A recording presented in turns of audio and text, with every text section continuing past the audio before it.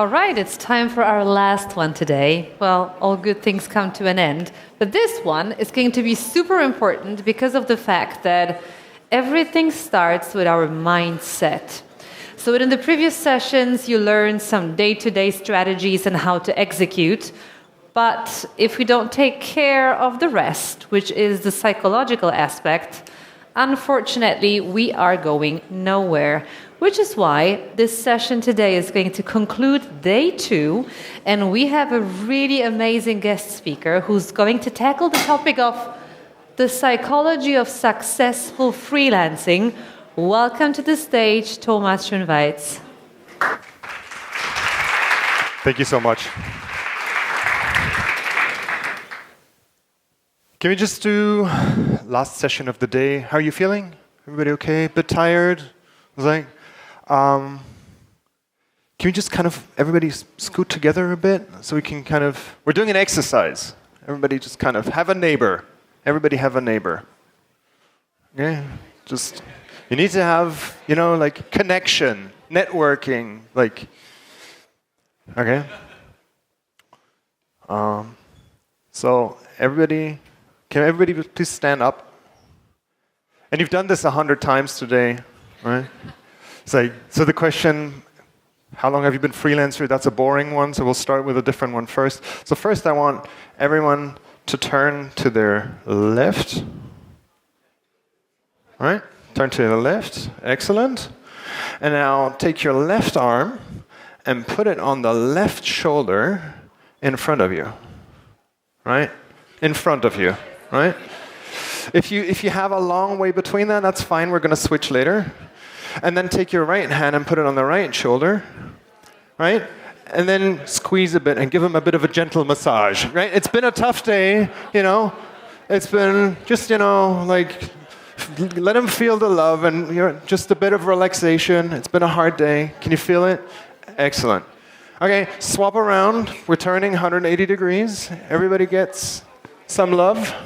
And it's like, there we go. And just gentle squeeze, bit of a massage. There you go.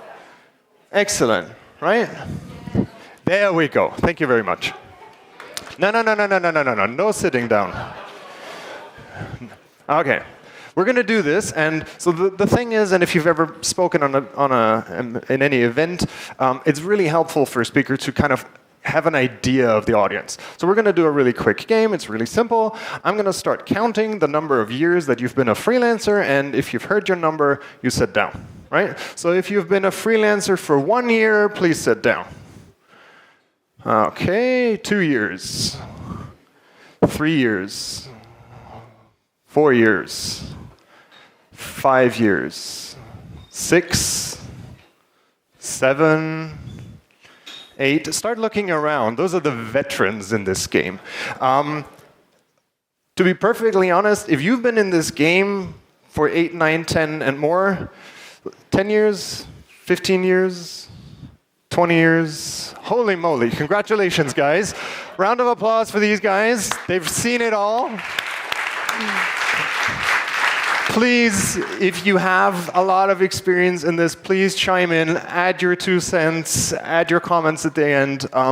What I'm trying to talk about today and kind of give you a bit of an idea, we've heard a lot of conversations and talks that are like, you have to network, and you have to do more communication, and you have to present yourself, and you have to be out there. But why? What does that actually do? And I'm just kind of trying to give you a bit of a psychological background. Is like, what is actually happening in our brain? And how do we actually change and fix or work with what we have, basically? Right? We can't fix things, but if we know the mechanics, we can then develop strategies to deal with it. Okay? Show of hands, you don't have to stand up. Who has some sort of, say, more advanced coaching, training, or psychology experience? Right.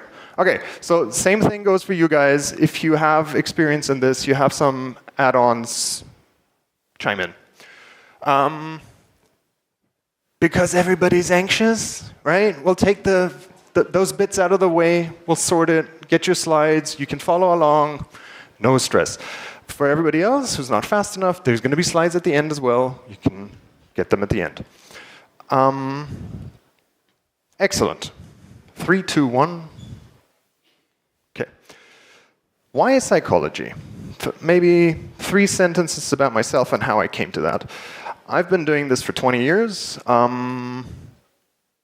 I've started with a design thinking, service design background, and so taught a lot of courses, taught a lot of classes, worked with a lot of teams. And there was a time when we were doing everything right. You know, you have a great process, you do the coaching, you do the training. It's like, you do this tool, and we do the brainstorming, and we do value propositions and business model canvases and all this kind of stuff.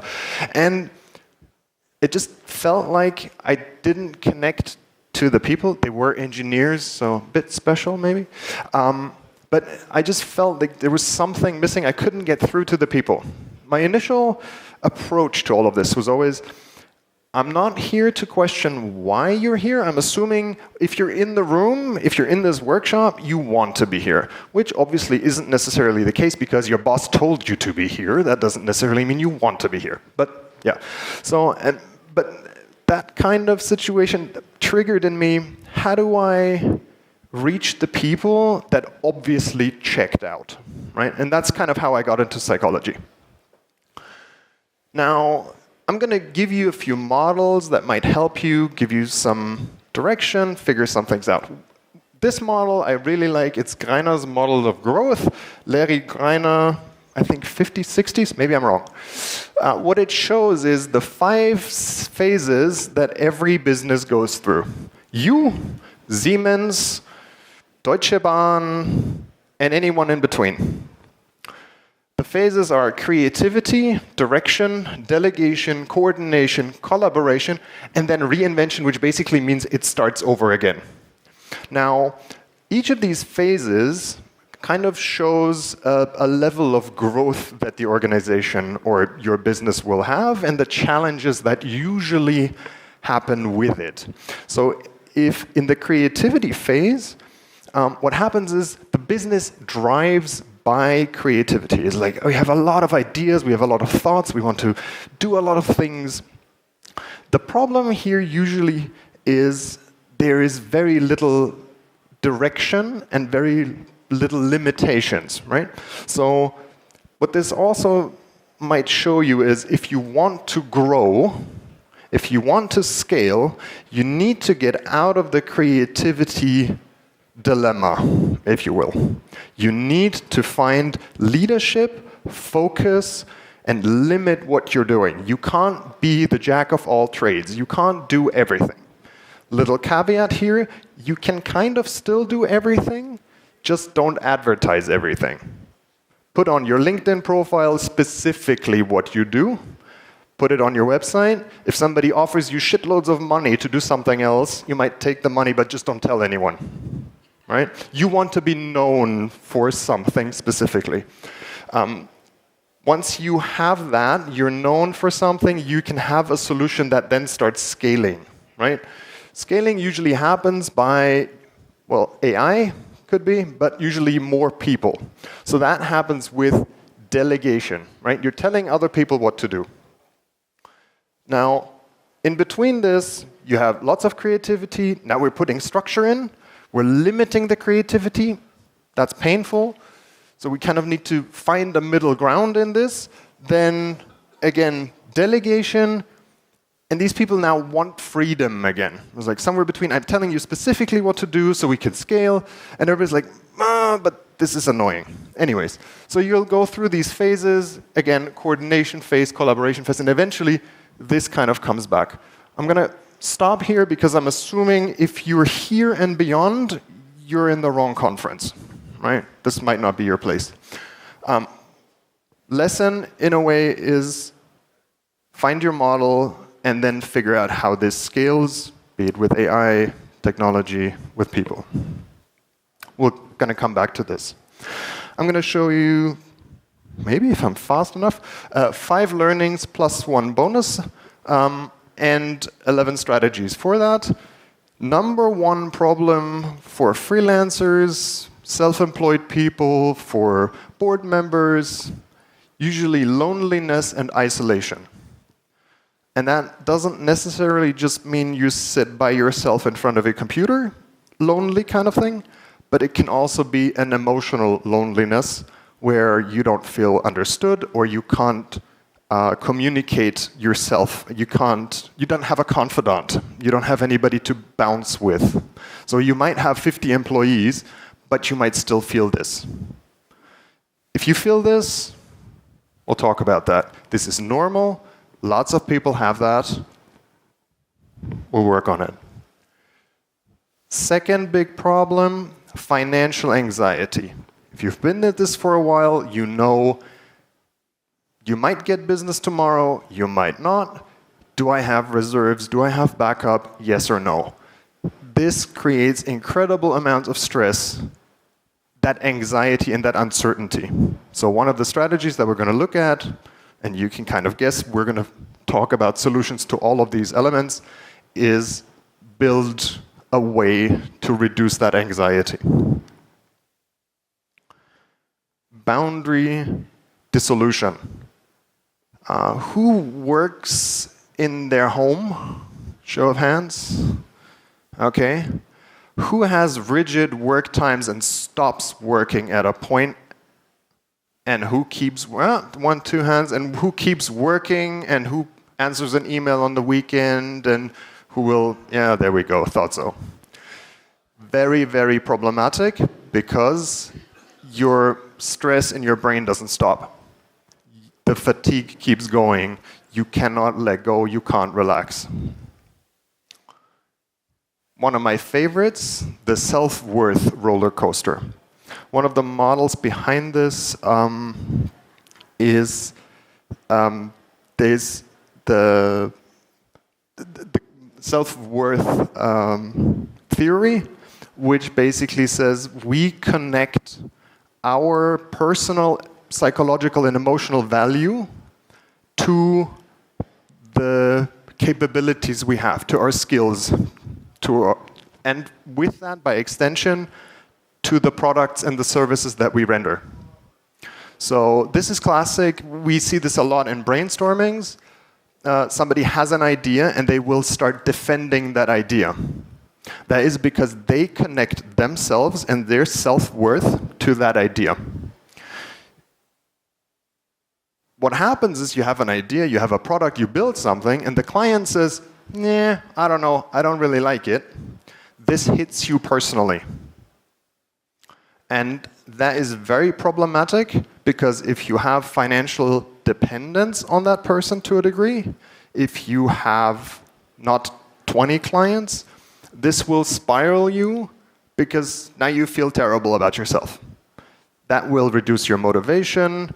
Now comes on top the financial dependency or lack of security, all on top of that, and you start spiraling. And you go like, oh my God, nobody's gonna like me, my clients think I'm terrible, I'm never gonna get another job, I don't have money to pay retirement, oh my God, the world's gonna crash, I'm terrible. Okay, I have a few people laughing, you've had this, you've seen this, okay. Know that this is, I don't want to say normal, but there's a psychological concept behind that. We cannot automatically escape this.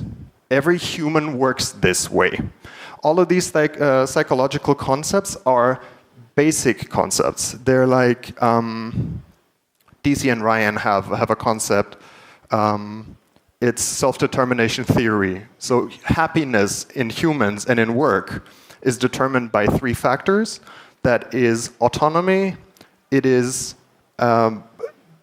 doing and being actionable, like seeing the result of your work, and human connection.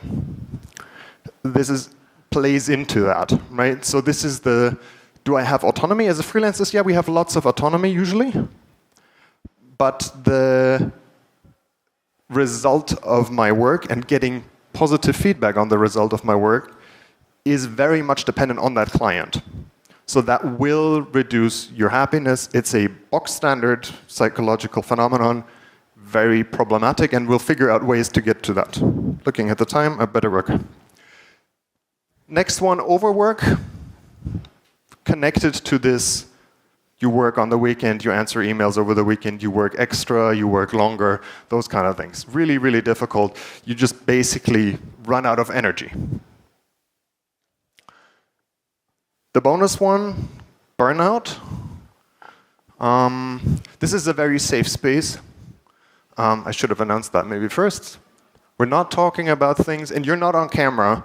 Can I get a signal who knows, had, or has a feeling they might be in danger of burnout? Some sort of experience with burnout. Please keep your arms up. Everybody, turn around. Look around you. A, this is not good. B, you're not alone. Right? This is important. What do we mean with burnout? This is the definition. I'll give you this one is a bit nicer to read. There's 3 criteria that define if you have burnout. One is if you have chronic fatigue despite adequate rest. That means you get 7 and 8 hours of sleep, you eat, you drink, you exercise sometimes, and you still seem to not recharge. Second one, you have a subtle shift of attitude towards work. That means you had things in the past that you really liked and enjoyed. It's not so fun anymore. And number 3, increased cynicism about work or the client. If you go as like, well, but they have a shitty logo, or is like, well, that idiot boss, that's the cynicism. If you start making funny jokes about your projects. I'm not telling you not to do that, I'm telling you to recognize it.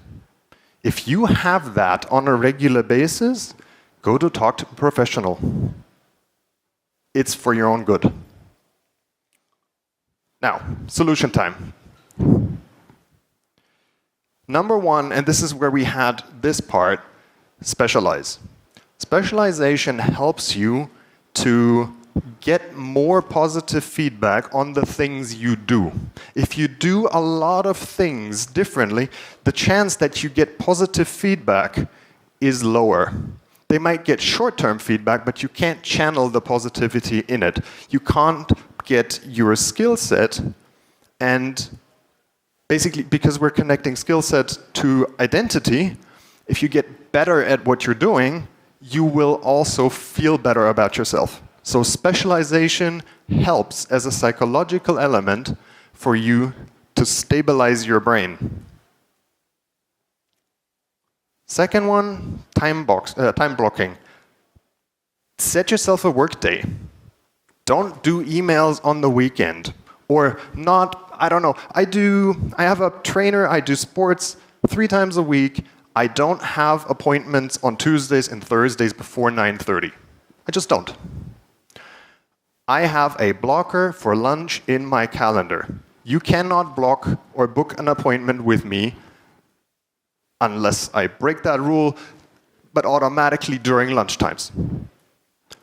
Put those blockers in. They will help you. I'll get to another one in that regard in a minute. Put in physical workspace boundaries. If post-COVID you still kind of work out of your bedroom, find something. Find a co-working space, find a different room, have the possibility to close the door on your work. Don't see it, don't deal with it, don't work from your TV that you watch shows on at night. Don't do that. Split it. Be rigid on this. It will help your brain to calm down. You can quit on your work for the night. You can just like, this is it, I'm done, I'm closing the door, I'm going. Makes such a difference. This is a bit of a different side to it. The first part was, what can you do about yourself, your work environment, those kind of things. This one, reframing no as strategic rather than rejective. We're used to saying no as like, ooh, the client doesn't like me. There's also this part you need to get to your first 100 no's if you're trying to cold call, that kind of thing. This one refers to no as be specific what you don't want to do. See no not necessarily as something the client can say. You can say no as well. You can tell them like, nah, I don't do that. I don't like this kind of project. I don't like this guy. I'm not going to work with you because you haven't called me back in 6 months. And now you show up. It's like, nah, I won't let you treat me like this. Accept that you have control, and no can be a protection mechanism for you as well.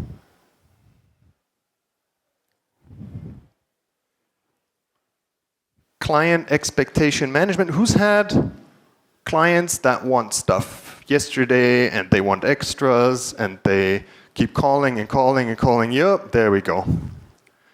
This begins with having proper terms and conditions, AGB, and proper communication rules. I will be available via email. You can send me Teams messages. You cannot call me after 6 o'clock on my mobile phone. Set boundaries. This is a process. You won't do this overnight, but everybody has rules in their head that they haven't told their client that you could tomorrow. And it doesn't have to be in a negative way, as in like, don't do this.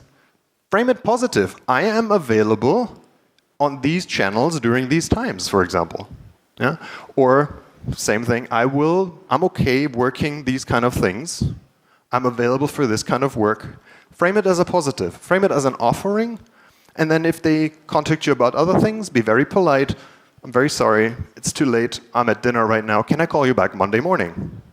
Don't say, can I call you back in 20 minutes and it's 8 o'clock at night. Stick to your own rules. Who's ever done a digital detox? Who's ever shut off 3, 4, 5, 6, 7? Watch what your brain does with digital media. Watch and notice if you start doom scrolling.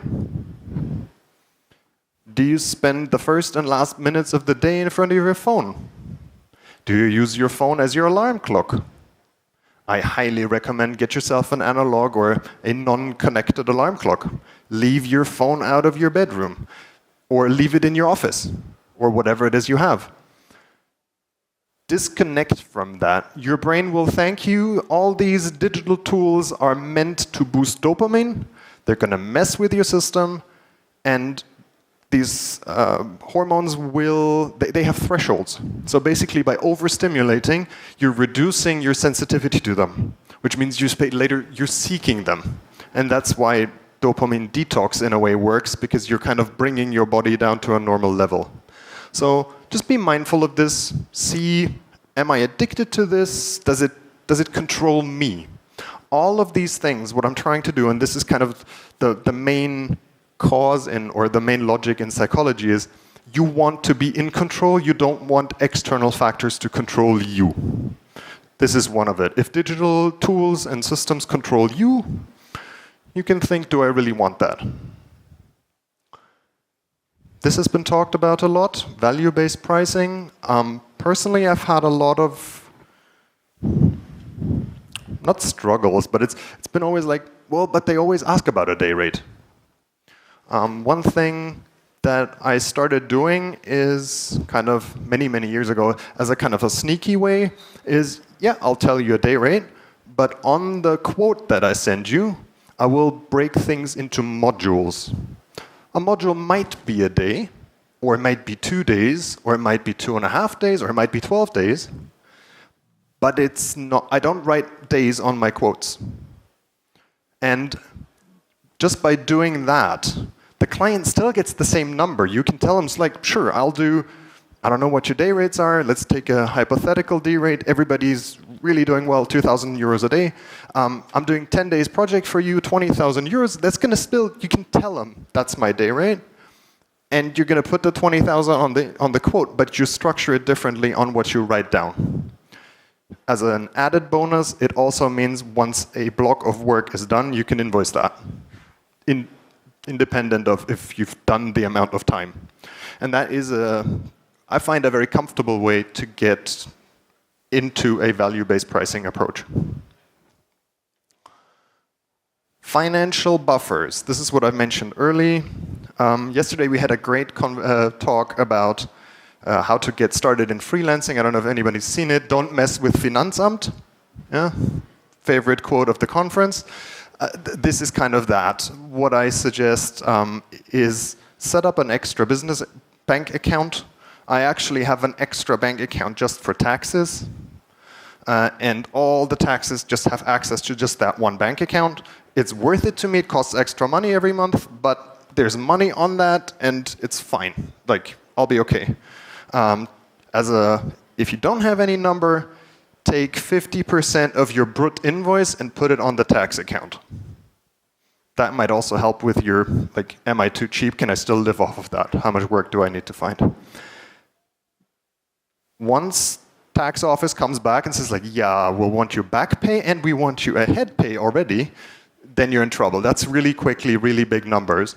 So if you have some buffer here, really make sure you have that. Also, do think and plan. You will not be employed. You will not be busy 12 months in a row, all the same every month. There will be ups and downs. You will, over time, learn those ups and downs. You will know, I don't know, first quarter's great, second quarter's terrible, third quarter's awesome again, I don't know. Learn that, be mindful of that, and plan for that. That's what it is. Every business has that. So do we as freelancers. I think this is second to last. I'm almost done. Relationship cultivation over transaction focus. I'm not saying go network. This is not what this means. Yes, go network. But this means a concept that I really like is the concept of the trusted advisor. Anybody ever heard of that? Trusted advisor? Yeah, 1, 2, 3. A trust, basically it means what kind of a relationship and what kind of a role do you have for your customer. So the lowest level would be kind of, somebody comes into a shop, I want a pair of shoes, can you get these for me in 42? That somebody comes with a super specific requirement, comes to you and it's like, do exactly that. It's like flip the burger twice. Next level would be somebody comes and is like, I need a pair of shoes, can you recommend something, right? Next level would be, I want to go hiking. What do I need? And then the next level it would be, if, bringing this back into a business context, if, for example, a CEO comes to you and says, like, we really need to do something with our teams. What should we do? So this is more of a confidant kind of situation where they trust you, they will call you and it's like, I have a thing, I don't understand my problem entirely yet, how do we deal with that? That's your trusted advisor. You want to build a relationship to get to the trusted advisor, because then your role also expands, you can have other freelancers doing work for you, those kind of things, and you get very, very long-term relationships with people, ideally without running into Scheinselbstständigkeit. And then obviously community integration, yes, connect, but not necessarily just be on apps and platforms, etc., but have a multi-layer approach to it, which also means have somebody you can call at 3 o'clock in the morning if the world is terrible. I know I have some of those people. One thing that I really like, a concept that I heard is, do you have 8 minutes? It takes 8 minutes of kind of ranting and venting to calm yourself down. So I have some friends where basically if I tell them, like, it's not like, do you have 5 minutes, do you have 10 minutes, do you have a minute? It's, do you have 8 minutes? They know, uh-oh, we need to talk. And the same thing for them. If they're like, but then we know it's, shut up, just listen, right? I don't want necessarily advice, and this is a vulnerable time. Find those kind of people as well. Build these into rituals. The same way, we've heard this in several talks. If it's stressful, you will forget. So start small, keep doing it. Don't worry if you fail. If you improve from 5 to 5.1, great, you've moved forward. That's perfectly fine. Just keep at it, keep going. It's not a race. Thank you so much.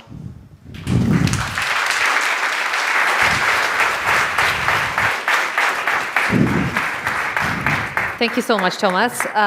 Before you all go, obviously make sure to connect. And so my last question for today is, do you have any questions? Anything you'd like to ask?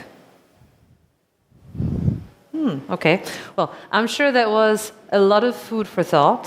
So make sure to get connected after the event as well, or here Thomas and Schul will still be around for quite a while. It's been a great pleasure. Thank you so much. Excellent. Thank you so much. Thank you.